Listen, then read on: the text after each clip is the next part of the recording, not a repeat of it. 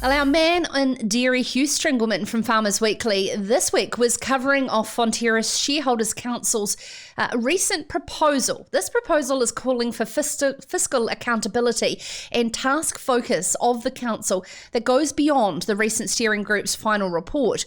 The proposal has the momentum to attract more than 44.7% of the vote. Now, why are we focusing on this? Well, Southland Dairy farmer Tony Paterson was the man who presented the proposal to the Fonterra Shareholders Council steering group and explained to Hugh that the recommendations are contradictory. And Tony joins us now.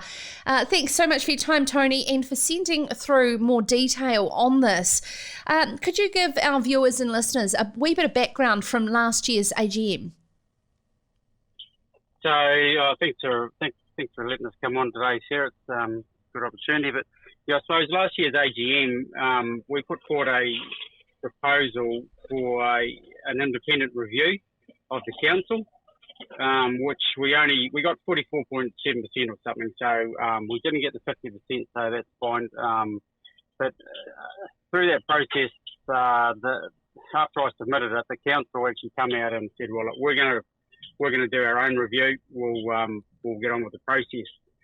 And from then, they said that basically they promised they would have it completed, consulted on through shareholders, and any constitutional changes would have been brought forward to this year's AGM.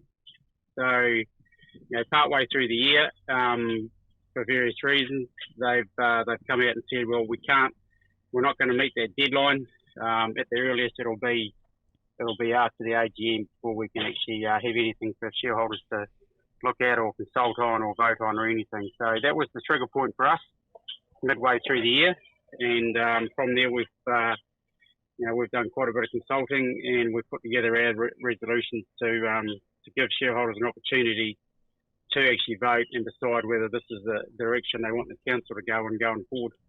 And shareholders were told at the peak of the capital erosion crisis, it has been described by another farmer shareholder, that if the Shareholders Council was not on the same trajectory as the Fonterra board, then the council itself would look bad. However, I am led to believe that it's the council's responsibility to hold the board to account. So the council has always had the mechanisms within the constitution to call a special meeting if they've got serious concerns about what's going on with anything within Fonterra. So that's always been there. The holding the board to account seems to be anointed somehow over the years that that's what they should be doing. But it's just they've always been able to. They never have when they should have. Tony, I understand that there is a proposed increase of the Shareholder Council chair. So within the review that's come out, they're recommending they increase the chairman's remuneration to symbolise that my understanding is that's to stop their ambitions to becoming a director, which seems the wrong reason to be remunerating a chairman or any person for that matter of fact. I think some of the issues we've had in the past is that councillor chairmen have had personal ambitions of becoming directors, and it's certainly got on the road of perhaps what they should have been doing as councillors. So increasing that remuneration to stop the chairman or any councillors having personal ambitions seems to be the wrong thing to do, to be honest with you. So what are the main suggestions in your proposal, Tony? So within the three resolutions we've got going forward to the AGM, the first one is that the Shareholders Council must engage an external expert to produce reports to satisfy clause 16.1 E and G, which is to cover off all the reporting of all key business units 4 times a year, preparing the Shareholders Council program for budgets for each season, and reporting on views of Shareholders Council. So that's just to cover off that part there. So the reason we're doing that is that we just don't believe that we will always have councillors in there that have the ability or skill set to be able to analyse the financial accounts and give us a decent report on it. So just get it all done externally unfiltered and deliver it. The second and third one is the funding model. So we want to cut their budget by $1 million from 3.2 down to 2.2 roughly. And the third one is the funding model needs to be changed to a milk price levy, so that going forward, there'll be a levy which will dictate how much the council has to operate with their program. And we just think that's going to deliver more accountability, greater transparency with what's actually going on, and the degree of separation that a number of shareholders are asking for. So what is the next steps moving forward for the farmer shareholders who may not have voted last time but now potentially could do?